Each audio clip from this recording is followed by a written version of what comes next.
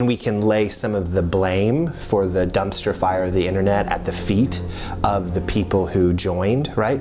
But I think it also, I want to add, that it also becomes an advertising platform that really speaks to our basest motivations, where attention is the commodity, and the surest way to get attention is to produce outrage. And so, some people may have been aware that it was coming, and I think some of those people who were aware it was coming weren't just aware, and they weren't just not acting against it, they were optimizing for it, right? I mean, we're having our civil discourse on platforms optimized for virality, and by extension optimized for outrage. And so I think that's at least one crucial piece of the puzzle. Is the internet broken? This time on the Plutopia podcast, John and Scoop sit down with Robert Matney to address the state of the internet. Welcome to our latest episode of the Plutopia News Network. You can find us on Twitter at Plutopia, Plutopia, and you can also find us on Facebook. Our page is Plutopia News Network, and we hope that you'll join us there and have a conversation with us. Meanwhile, we are here today, Scoop and I, with Robert Matney. We're having a face-to-face conversation. Rob is a managing director at New Knowledge, which is an organization that helps its clients understand the manipulation and influence mechanics of the internet.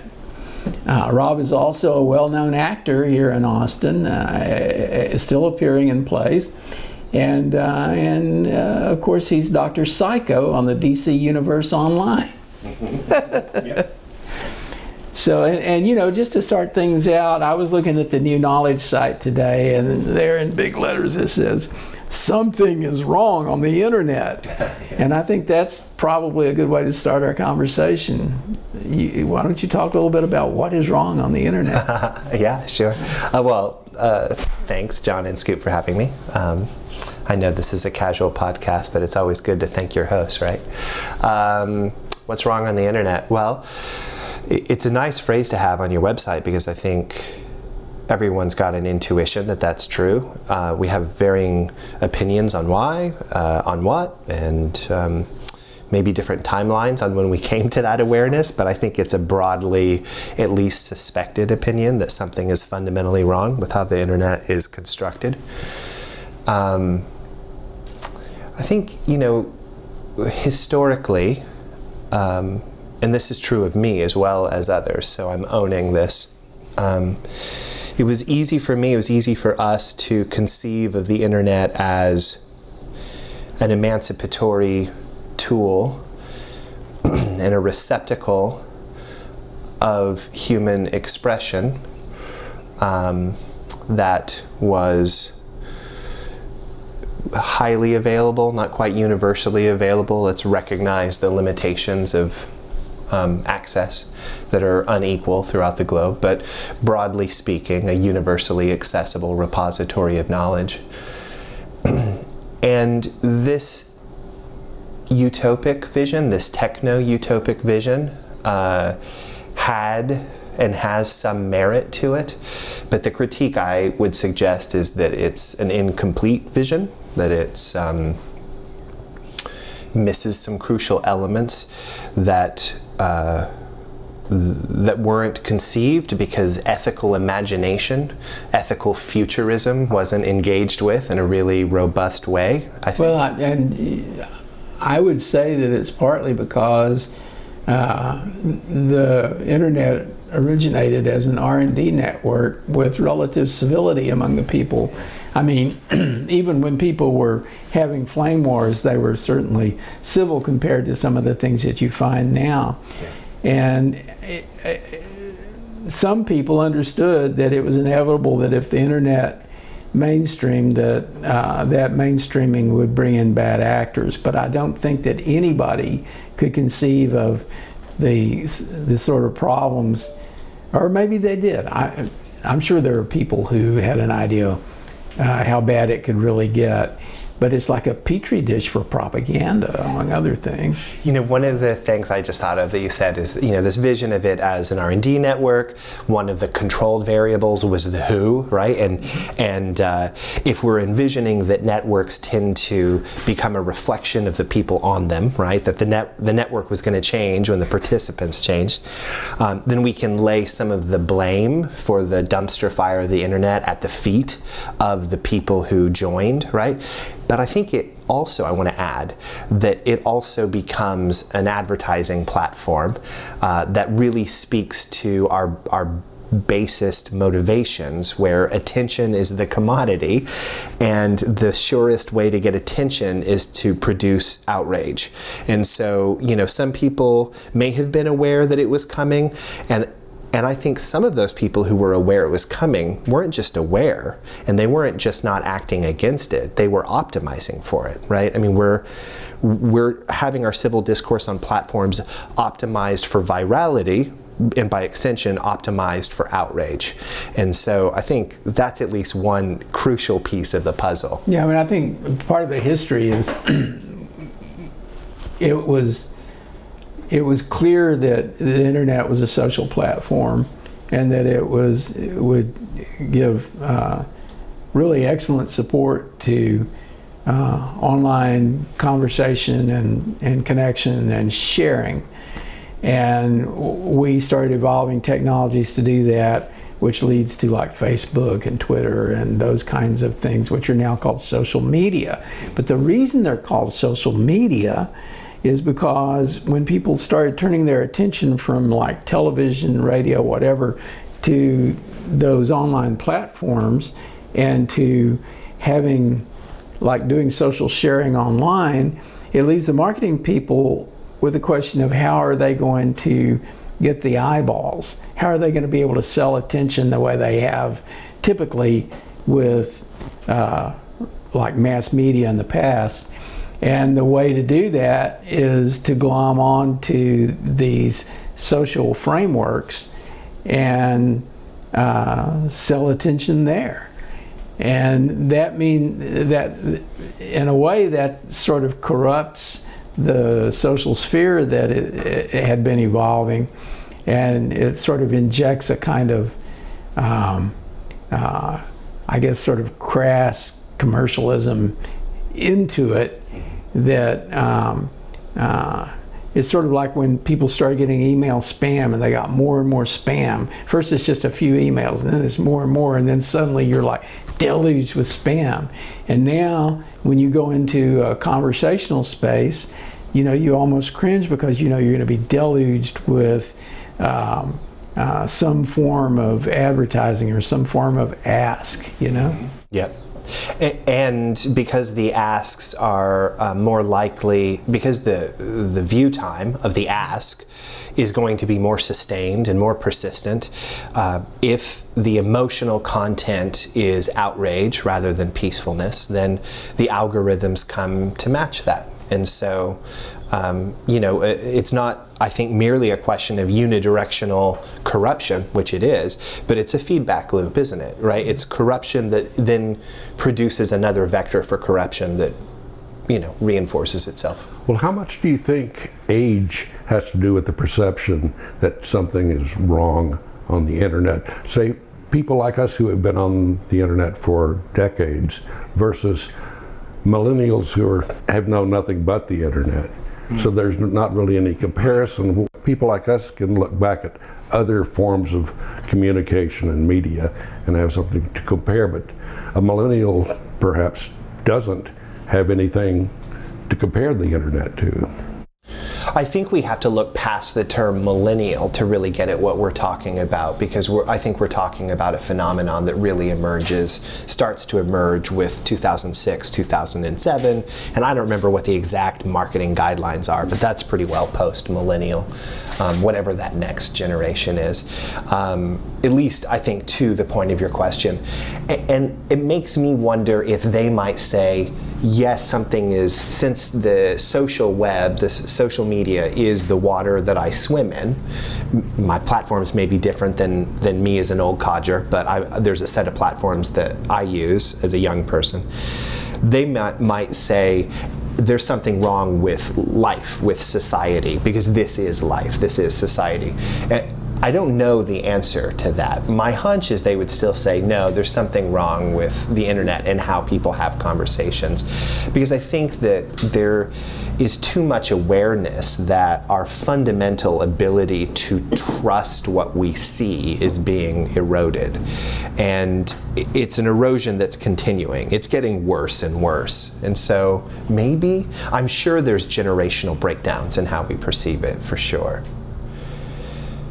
But it does seem to be deteriorating so rapidly in terms of a fundamental sense of do you have access to information that you can reliably trust?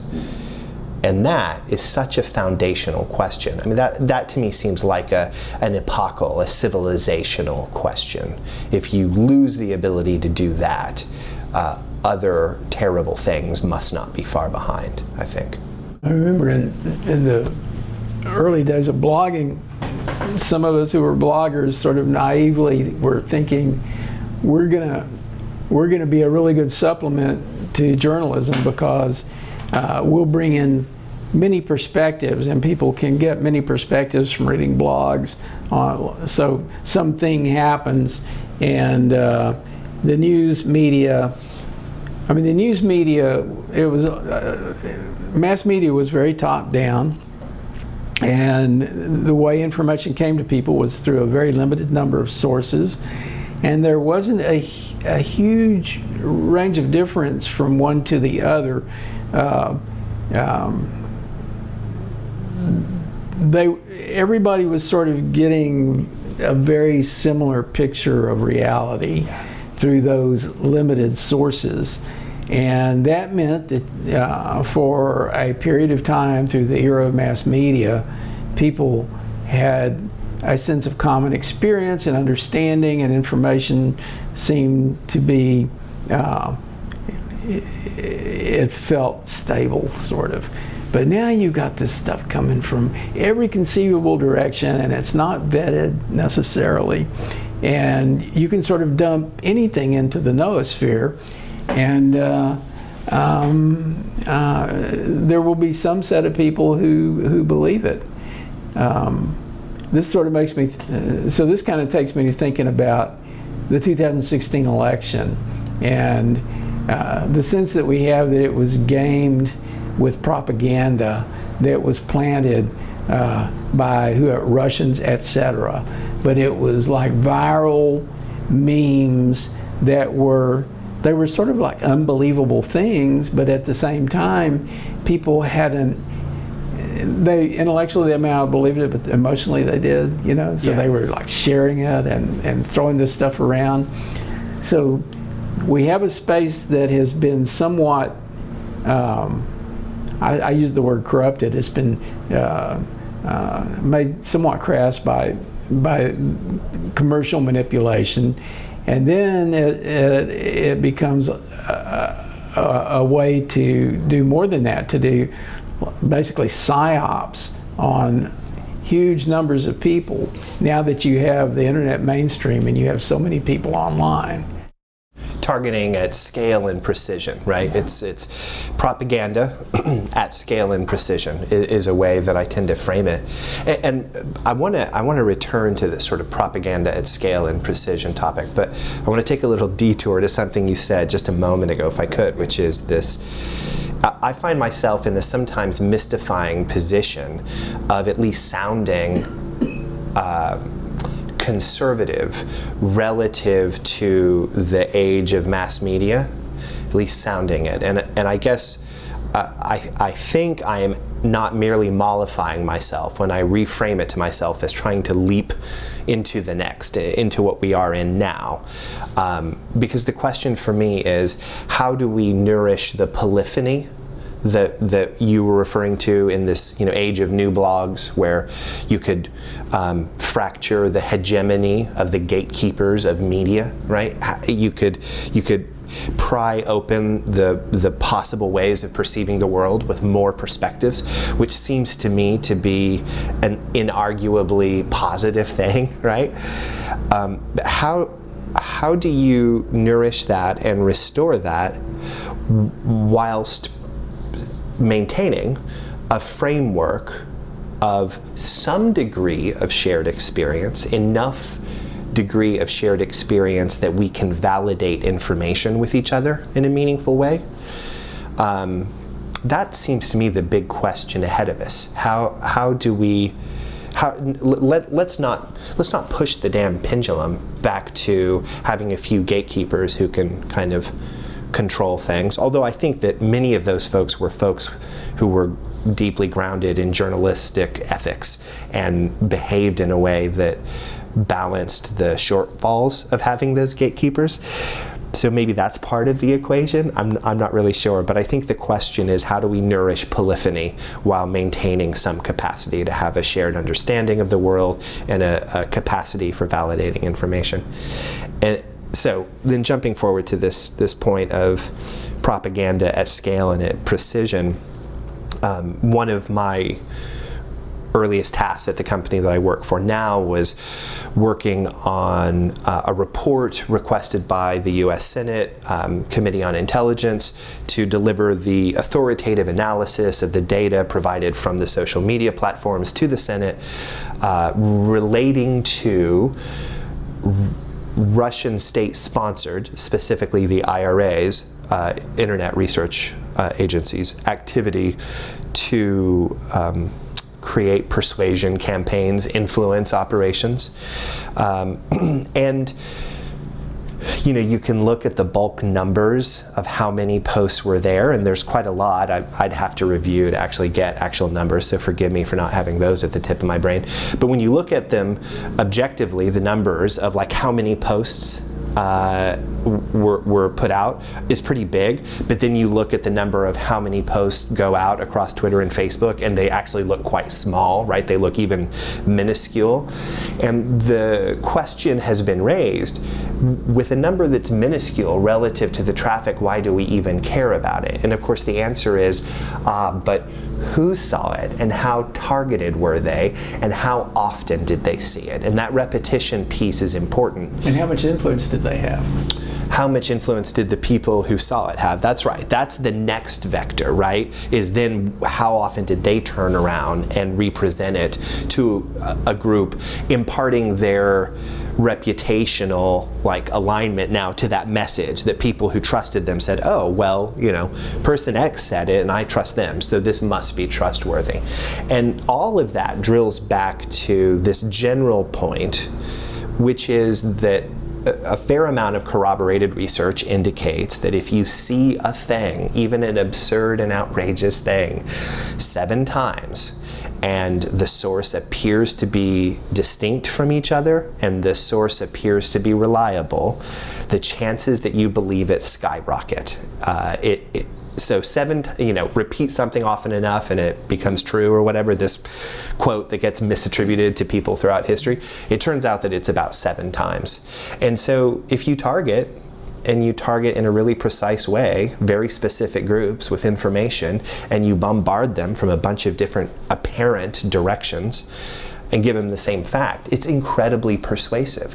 And we'll never know how many people changed their vote as a result of it, because that is looking inside the hearts of people. You can't track that, right? But you can track an awful lot about how well. Let me be clear. The platforms didn't turn over to the Senate the data that would allow us. They could do this, but they haven't. Neither have they facilitated anyone else, or if they have done it, they've done it privately. The ability to say, person X saw that Y times, and here's how many retweets they got, and here's how many, there's different bits of the data about how engaged people were with those various pieces of information that were coming in from the IRA that we still don't have, that have never been analyzed. Well, you've counted these bad actors' messages, but is there any way to know how many times that message or those messages were shared? It's just a tree that branches and branches and branches. So, one bad message can reach many people. That's right. And the answer is the platforms surely could, and the data they provided gave a partial view into some of that, but only partial. How deep did they go in what they provided? They provided a data set that included reasonable attribution, like here's why we believe this is from the IRA, and then the content. And that included, in some cases, retweets where it was using the feature, the retweet feature, rather than the old school way of retweeting from the early days of Twitter. So some of it was broken out and others of it wasn't. Of course, they didn't provide personally identifying information, and good. I'm glad that they did not provide that. And then they left it to the Senate, and then by extension us, to actually run analysis on, what were the terms that came up repeatedly, what terms and what ideas, what narratives got more traction than others. That was all analysis of the data they turned over. So it was pretty raw data, and it was the set of data attributed to this particular entity in St. Petersburg. Well, you said data, and that seems to be a real problem, because just the whole concept of data and the sharing and selling of it is just making this problem even worse. Is there any way to control that, what seems to be the unrestrained, mountain of data that's being sold out there to good actors and bad actors? Yeah. Europe does it. They do have some meaningful controls. Yeah, that's right. I should say the EU. Right, the EU does. I think that's right. I mean, I think as we lead our lives in ways that generate more data, therefore we are living more data, there's no way that we can, I think, it seems to me, there's no way that I can imagine that we will be able to stop the sell of data, because data, it turns out now, is our most valuable asset. The new oil, life, right? As they like to say. Yeah, the new oil, that's right, yeah. So I think there's no way to stop it, but I think there's snake oil. Yeah, well, it is certainly often snake oil, for sure. But I do think that there's sensible legislation that can be, passed and help us be a little more careful about it. I'm a fan of the EU legislation that resulted in being clear about when cookies are being forced to be transparent about when cookies are part of a website's mechanism. And I think that these are fine little bits of friction to reinsert in. And as someone who for a long time thought glibly and easily about frictionless technology, I see now the naivety of my ways in that regard, as well as others, which is actually technology should sometimes be frictionful. That's healthy. We should have slow tech sometimes. It should be clear what we're giving up when we engage with it. Well, we used to believe, and there was like an initiative within the W3C, the P3P initiative, was what, personal privacy, I forget what. Anyway, there was a belief, and there's still people who believe this strongly, and there's actually a thing called the Identity Workshop, which still happens, I think, twice a year, where this is one of the things that they think about, that people should be able to control their own data. And it's like Doc Searles has this VRM project, and they call it VRM as an alternative to CRM, Customer Relationship Management. VRM is Vendor Relationship Management. And the idea there is that a customer should be able to control the data that they share with a vendor, just as a vendor can collect the data and use it for whatever. And maybe even people should be paid for the uses of their data. But it's been very hard to sort of get there. This is a discussion that's been going on since the mid-90s, and aside from a fairly small group, hasn't got complete traction. But there are people out there who keep trying to move things in that direction. Yeah, I'm a huge fan of Doc Searls, and I think that project, I have been tracking it for a little while. I'm not sure its current status, but I hope it moves forward. I think what happens is that more and more projects emerge from it. The people come into the conversation and they understand conceptually what he's talking about, and he and all the other people who are involved. And many of those people have tried to build platforms of one kind or another that could be defined as vendor relationship management platforms. I can't point to any in particular right now, but I have certainly given much thought to that myself, and there have been projects I've been involved with where I was kind of trying to think about whether it could fit into that. I mean, there are platforms out there that are really admirable. That one of my positions is that the wisdom of the crowd is difficult to access and mostly isn't. The vision that I held dear to my heart has mostly evaporated in practice. We don't have many platforms that do this. And I think that that's a result of these algorithms which are optimizing for outrage, etc. But there are platforms out there that are doing what I think is sort of unqualified good. So I think of, there's a fairly new one called Crowdsourced Rescue, which emerged out of the set of civilian ships that went to go help people in Houston when the massive hurricane hit. And it was a little bit like Ushahidi, if you guys remember that platform, which incidentally the CEO of my company was one of the founders for Ushahidi. But it's part of this small genre of tools that are saying, hey, let's listen to people and where they are and what they need. And when there is, in particular, some sort of acute crisis, let's use that to direct resources. And let's bypass the gatekeepers of, first responders and let civilians be first responders, because sometimes that's the way to save lives. And so there's these platforms that make good on the original promise of the internet, and I think with nostalgia back to the early writings of Doc Searls that I read, including Clue Train Manifesto, which is glorious. I remember with great fondness The Cathedral and the Bazaar by Eric Raymond. Am I remembering that author right? Yeah. To me, these were exciting books about the possible, and so for me a lot of this is about trying to restore that as a possibility, because I feel like that possibility is gone. And I think one of the reasons it went away is because when I thought reading Cathedral and the Bazaar, I would get high on the idea that we were putting a Gutenberg press in everyone's pocket. That was the big project, right? And there's something that making it a book implies. And I would now replace the metaphor with we're putting a microphone in everyone's hand.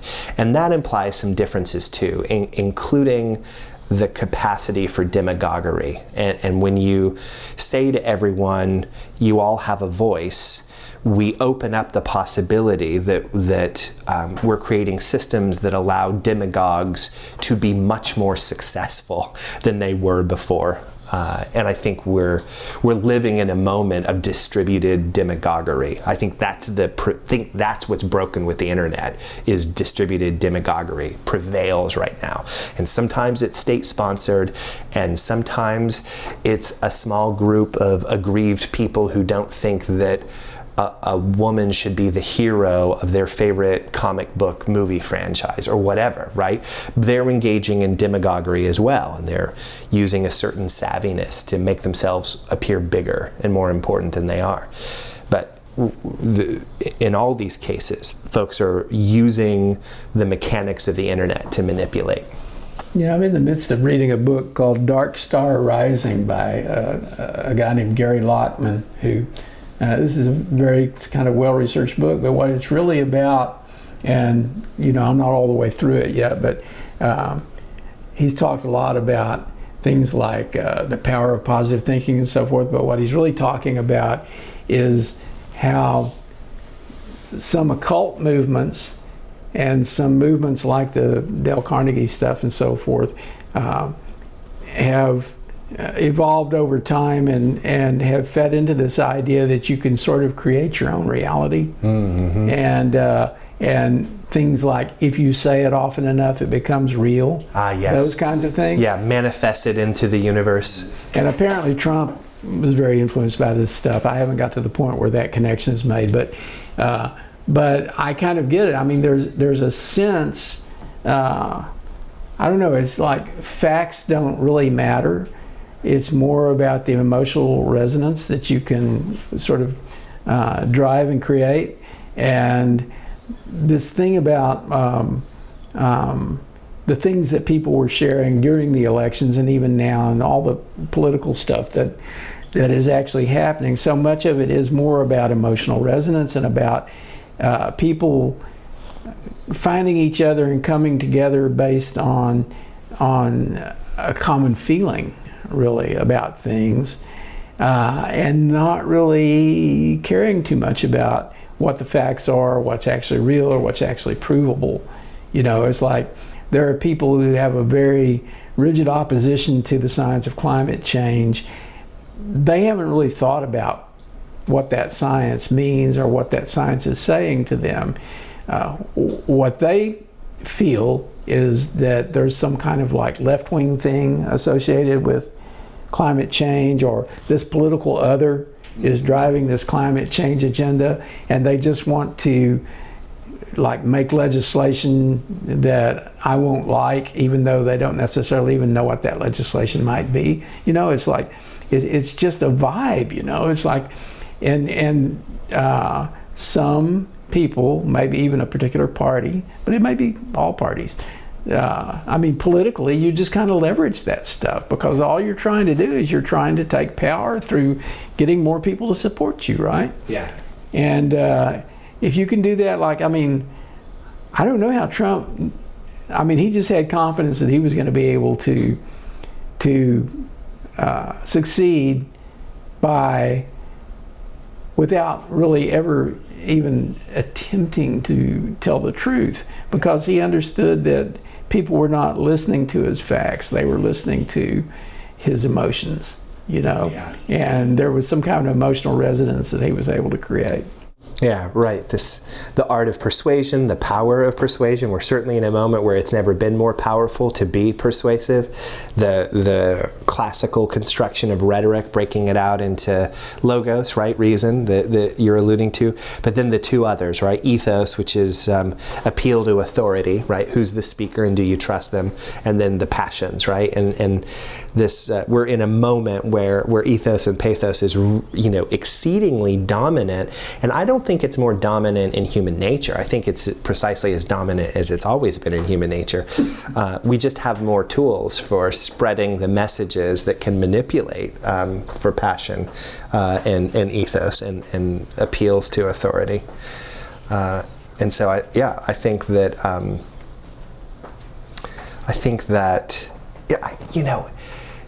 this is why I think it is about living in distributed demagoguery. You look at Julius Caesar is a play. The major crux, at least of the first half of the play, but really the whole play, is this battle between Brutus's oratory after the killing of Julius Caesar and Mark Antony's. And Brutus lays out this marvelously well-reasoned why he had to die. Now, you can set aside the merits of the argument. It was marvelously well-reasoned, right? And he persuades people very briefly. But then Antony, whatever the merits of the death of Caesar are, he plays hard at the passions and at the ethos, at the appeal to authority, and gets the crowd weeping. And that is a durable impact he makes, right? And then therefore he has the people on his side for a good long while, and that's enough to turn the tide of history, indeed, not only in the play, but the tide of history. And then, you get smart, I think, conversation about the risks of demagoguery and that was coming out of a republic, right, in Rome, not a democracy, but a republic. And then Thucydides remarks on the risks of demagoguery in his writings about Athens and Sparta. And then in the Federalist Papers, I think Federalist Paper number 1 and maybe also 68 or so, I don't know, a few of them, Hamilton talks about the risk of the great orator who is very persuasive and is unconcerned with facts. And we can certainly point to our president and say, well, he's someone who does that. For sure we can, and we should, but it's definitely broader than that. I mean, to some degree, he's definitely a symptom of the problem, not the problem, to some degree. And we collectively are so engaged with who's influential, who's saying what, how much passion can you rile out of me right now? And there's so little of a kind of stoic spirit that I think prevailed a little bit through the Enlightenment and through the kind of technical revolution. And I feel like there was a sense of like, well, we should cast a cautious eye on our passions. We should be suspicious if we get really riled up. We should question ourselves and push back against our own impulses to become passionate. And there's just no public models, with a very small set of exceptions, that are really advocating that kind of caution. One of the things I've seen on social media in recent years, especially, the rise of social media influencers. A great example, the Fire Festival that came and went with a lot of victims, and it was all centered around a group of famous social media influencers who were saying how wonderful it was going to be and how it was going to be the greatest thing on earth. And they were all just blowing hot air, and there was no there. Yeah. And how do you cope with these type of people? The social media influencers are, in most cases that I've seen, really have nothing going more other than good looks and flashy personality, and not a lot in the way of facts. Yeah, it's that. I mean, I think that's a great example, and the genre you're alluding to is a great example of the new snake oil, right? That's where it's the new oil, but it's wholesale fabrication. Reminds me, Clifford Stoll wrote a book called Silicon Snake Oil, so many years ago. Oh yeah, I haven't read that, but I like the phrase. Yeah, I mean, there is a whole industry built around it. And on the one hand, that is the necessary outcome of saying, look, we're all in the bazaar. Like, the cathedral is done for. We're all in the bazaar, right? And in the bazaar, some people are going to prevail. And that isn't in itself a bad thing, I think. So I think it's, I think it's okay to be aware that the influencers are going to emerge, and to indeed try to persuade them to your side. There's someone who's very persuasive. I'm going to lobby them to agree with my position, whether it's a commercial position or a political position, because maybe they can pull some weight and that I don't have, and I'm going to make my case to them, right? It sure would be nice if anywhere along the way, any of those cases were logos driven, but yeah, there's a whole industry around influencers. Well, speaking of the influence industry, in your company, in your line of work, you try to offset some of those bad influences, but I've read many cases where there are some other companies who are doing the exact opposite. They're being hired by the bad actors to muddy the waters, to clean up the mess that they've made. And how is that going to play out, you think? Yeah, I don't know. I mean, we see our job as reducing the clutter of the fabrication of influence, where a group of people will leverage tactics to make their position appear much bigger than it is, right? So, for example, if there's a group of 2 million that are advocating a narrative and they look like a group of 2 million, well, good on them. Like that, I don't know if what they're saying is true or false, but what I do know is that they are at a human scale. They're a scale of what they are. And what our systems and our services and our software do is try to find the indications where a small group is appearing to be, 2000 appearing like 2 million. Yeah, by creating bots and that sort of thing. Can be bots, it can be diligent humans working across multiple accounts. There's a whole lot of things that it can be. But, well, the data, and we look at massive amounts of data of organic humans sharing information organically, true or false aside, it looks a way, or rather it looks a polyphony of ways. But when it is highly coordinated with an intended effort to appear bigger than it is, certain patterns start to emerge in the chronology, in the rhetoric and the sameness of the words, the sameness of the images, in the attribution, the social network, certain patterns emerge. So what we're doing is looking for the patterns in the distribution of information. And I think I've a little bit lost the track of your question, so I'm going to come back to it, which is just to say that right now, at least, we're not interested in truth or false, and neither are we interested in dismantling influence as a phenomenon online. There's nothing wrong with people being, from our perspective, with people being influential. It might even be useful to speak to people who are influential. The problem is when it's getting gamed, where people who are people appear way more influential than they actually are. But when you find that, what can you do about it? Yeah, so it varies. To greater and lesser degrees, the various platforms are responsive to well-made data cases about examples where there's misbehavior. And so that can result in whatever are the series of disciplinary measures against terms of service that happen on platforms, up to and including deplatforming, but usually it doesn't start there, right? Usually that's after a number of efforts. More often, though, it's about educating our customers about what it is that they're really looking at so that they can understand. And to some degree, they can become proactive about it. So for example,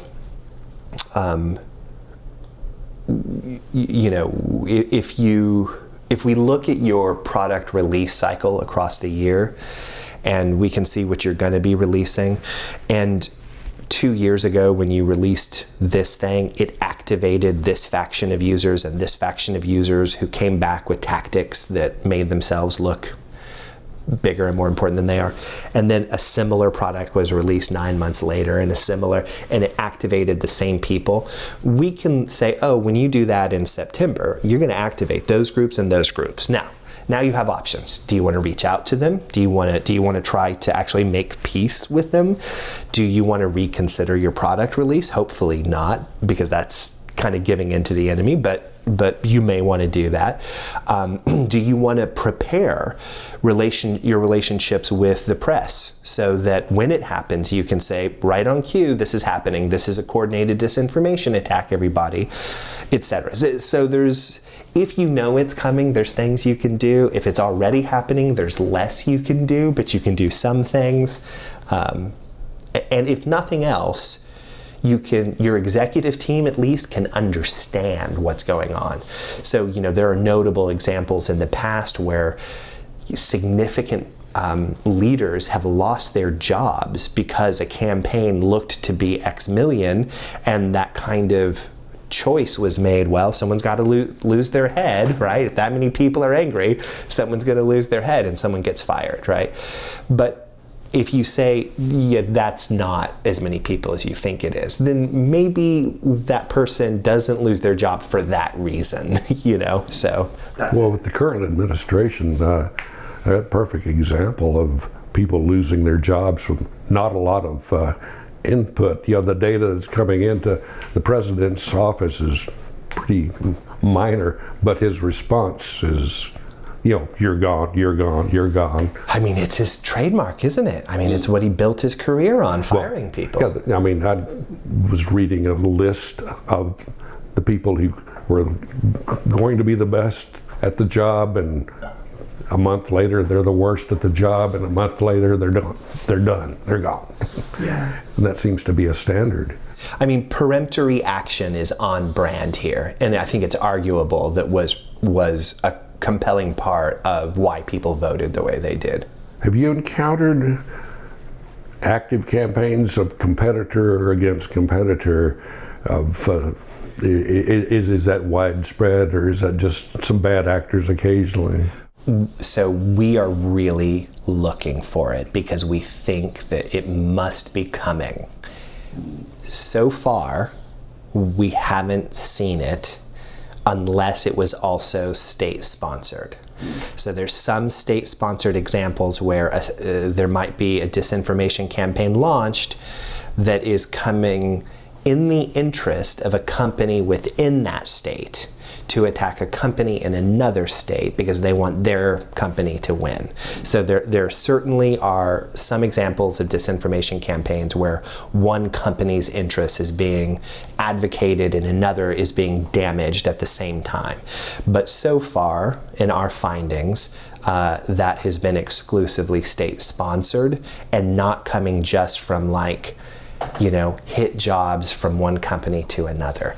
I'm curious, and I think that it's probably coming, but that's what I was going to. I'm not aware of it. It just sounds like if they're not doing it already, there's definitely someone out there planning just that thing.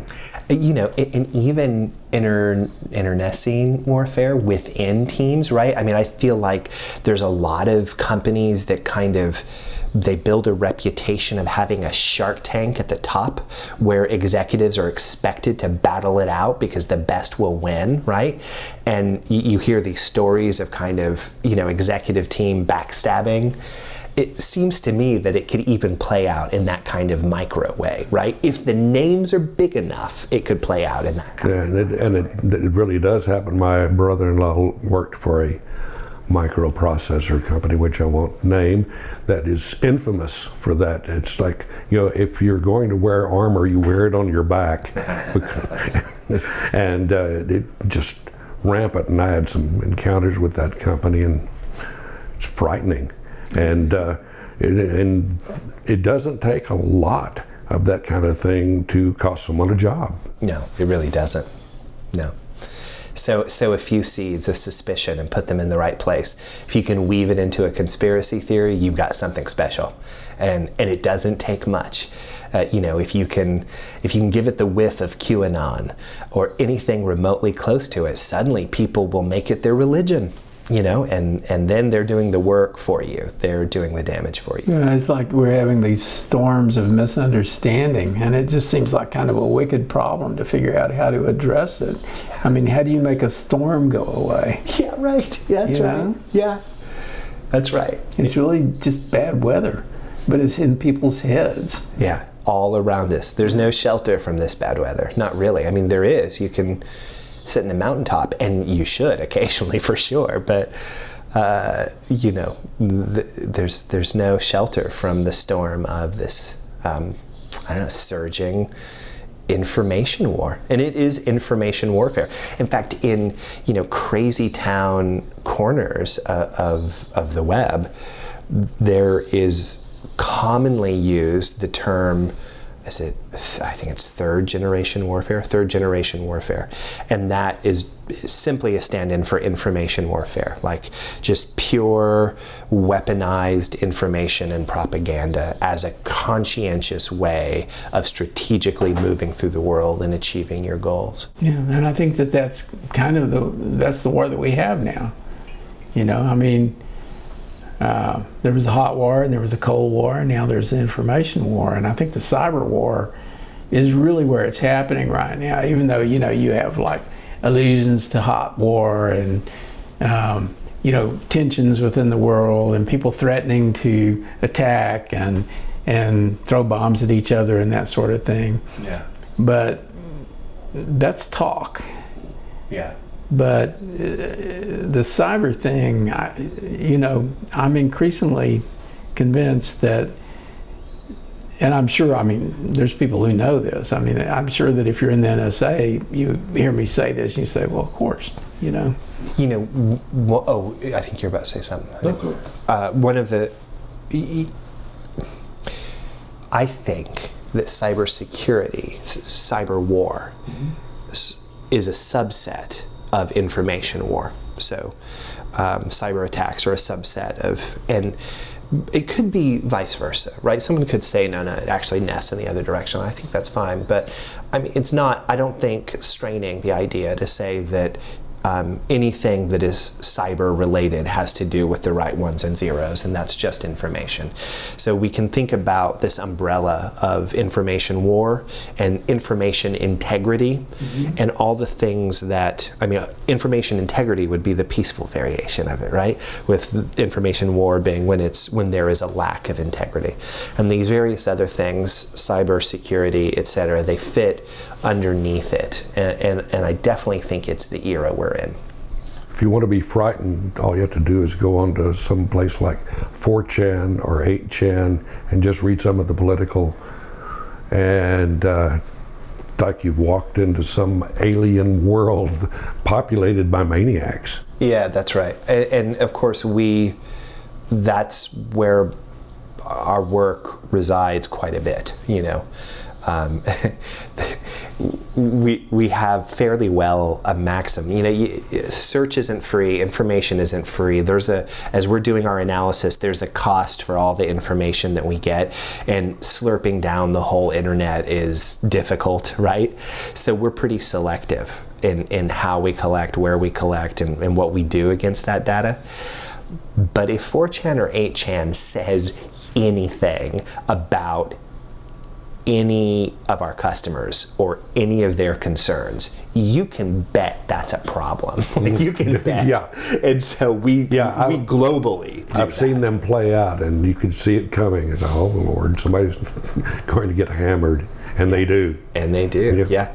It's nasty. It's a vile pit. Speaking of info wars, there's a notorious one by that name. And you earlier talked about journalism ethics, and that seems to be old-fashioned and out of style now because of the spread of people like us who can get on the internet and talk and make points, good or bad. Yeah. But do you think this can continue without something being done down the road to calm it down? Or, you know, I'm all for free speech, but free speech that's hurting people is a bit much. Yeah.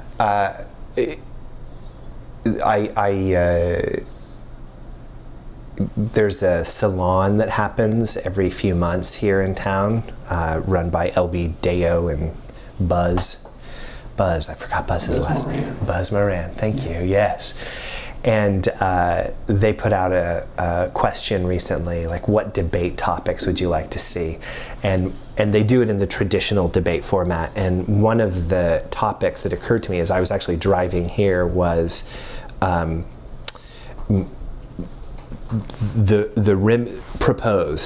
the remedy for bad speech is more speech debate, right? That's the proposal. And I feel like historically I was such an enthusiastic devotee of nearly unfettered free speech. And I've had to re-ask those questions pretty seriously. And I'll quote a quippy and quotable quote from a colleague of mine named Renee DeResta, who points out regularly that free speech doesn't equal free reach, and it rhymes, and it's memorable, and it's right. So for me, I carry that with me all the time. And also, I think that we can go further than that and still be on the windy side of deep ethics. I think that when it is causing harm, when it's causing harm to people who we can't expect to reasonably defend themselves from that harm, from that idea harm. So I'm thinking now about things like anti-vax propaganda. I think that we need to be a little less precious about how little we're willing to regulate free speech. I think that we shouldn't lose sight of the principle. the principle still matters, but we live in a world of ambiguities, and this is no different. The world's not black and white. It never is. It's not here. And people are getting hurt badly, and many of them are children or the elderly and infirm, and we have to, as a society, figure out that speech is destructive, and we have to figure out ways to stop it. Yeah, sure. I mean, a robocall scam is a form of speech, but it's not okay, you know. I mean, it's probably, I mean, if it's a scam, it's probably a criminal scam, right? I mean, there's things that I mean, it's like a fire in the crowded theater thing, or, you know, you can say things to people that could arguably be considered either criminal or civil liability problems, I guess. I mean, you know, there's a reason why there's restrictions against financial advisors or financial professionals selling 30-year maturing bonds to 80-year-old people. It's because for them to have sold it, they must have received some speech that may have been, you know, that was deceptive, right? And I think about my beloved mother, who's actually staying with us right now, John, and she is marvelously, she's getting real on in years, and yet she's marvelously with it. But I think of some of her colleagues and friends, and they, I don't believe, would any longer be able to distinguish the veracity of some of these robocalls. And my mom gets robocalls all the time. And thankfully, she knows how to bat them down. And that is such good fortune for her, for me, for us. But what about all the people in our world who can't do that? We have to look out for them. And it is horrific. It's an omission of profound morality not to take that seriously and to hide behind the principle of free speech. You can follow Robert Matney on Twitter as @RMatney. With John Lebkowski, I'm Scoop Sweeney. This is the Protopia News Network, 20 minutes into the future.